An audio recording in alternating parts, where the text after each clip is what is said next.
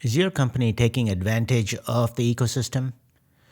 We often think that adapting technologies like artificial intelligence, cloud, blockchain, 5G, IoT, big data, drone, etc., are crucial to the very survival of companies. This is true, but I also think there's an even more powerful force that can override any technology advantage. This is a business ecosystem, which may be the next frontier of business model innovation. Your company's position in an ecosystem could determine its future. In a previous video, I talked about how companies can enable customer experiences, not design them. That idea might change with an ecosystem concept. Many companies focus on what they do, but they ignore the larger context of the ecosystem in which they operate. The business model canvas, which has gotten a lot of attention, focuses on the insides of the company, talking about how companies use key resources with key activities to generate value for customers through various channels to generate revenue. The model does touch upon key partners, but those are discussed only in relation to the company, not the broader ecosystem.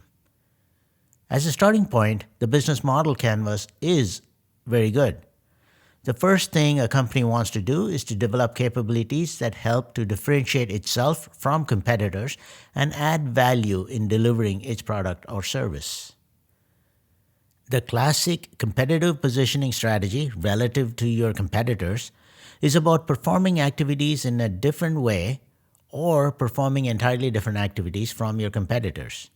Such analysis can help you focus on developing specific capabilities to put your company at a competitive advantage.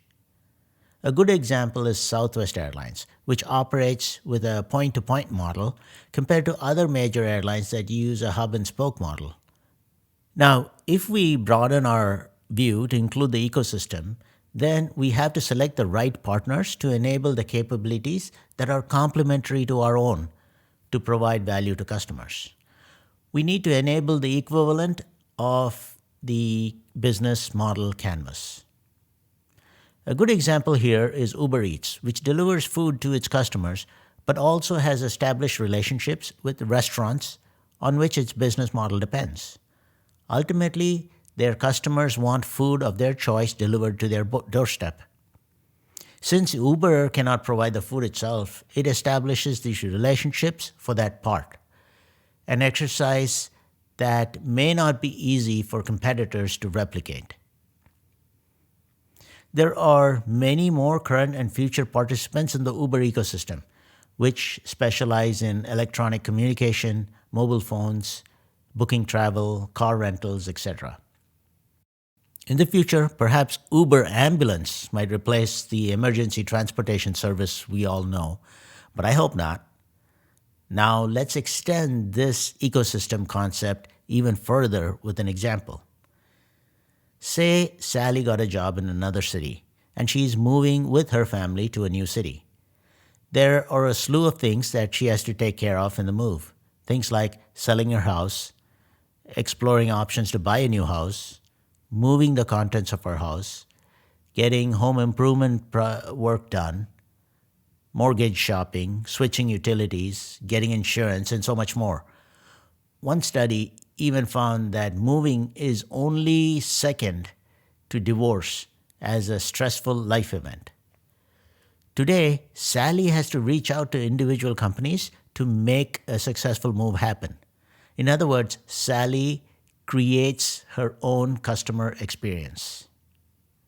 But what if a set of companies got together to offer holistic services for any mover in the nation? Each company in this group would offer a unique product or service and collaborate among themselves to offer Sally a much better coordinated and simpler experience. That's where the business ecosystem is heading. From an individual company's perspective, more customers will be pulled into the entirety of the ecosystem because each company is pulling in some customers. So each company can serve a lot more customers than it would have been able to individually. As more customers come into the ecosystem has more data about them, which in turn helps the ecosystem offer better experiences by identifying gaps and needs, which in turn will pull even more customers in, creating an automatic flywheel or network effect. Now, technologies like AI and cloud could be deployed at the ecosystem level. And think about the power of that. There are a few fundamental concepts that help create such an ecosystem. One is the network and connectivity among members, making the whole to be greater than the sum of its parts. Another is that there is no centralized control, but collaboration among member companies to help strengthen the network. The stronger the nodes in the network, the more difficult it is for other competitors to take away market share. At the same time, if a member is not performing at par, it could be kicked out of the network and be replaced. Not all members of the ecosystem are equal. For example, one member might provide the majority of critical services and could establish the platform, like the example of Uber Eats. In this picture, the bigger circles represent more influence. At the same time, a member company could also be members of other ecosystems, playing different roles in each of them. PayPal may play a minor role in the Uber ecosystem, but in its online banking ecosystem, maybe it's a primary member. This notion of ecosystems, memberships, and roles within expands the universe of possible business models that any company has to think through and plan for. There are a couple of examples of nascent ecosystems that are beginning to evolve. Nest, for example, the home automation company, is partnering with Mercedes, an auto company, to offer better customer experience. Connecting home automation with mobility has a lot of potential use cases. Are you driving back home? Set the thermostat at your desired temperature and have it notify you if you need to get milk on the way home, and turn on the steam shower. All this through home automation and your car connectedness. In these types of collaborations, there is an explicit agreement between the companies, and the exclusivity among them is guaranteed in the ecosystem. On the other hand, I think the next step of maturity would be where membership is gained by value rather than by explicitly signing agreements between entities or members. Membership in the network is acquired through a common sense of purpose.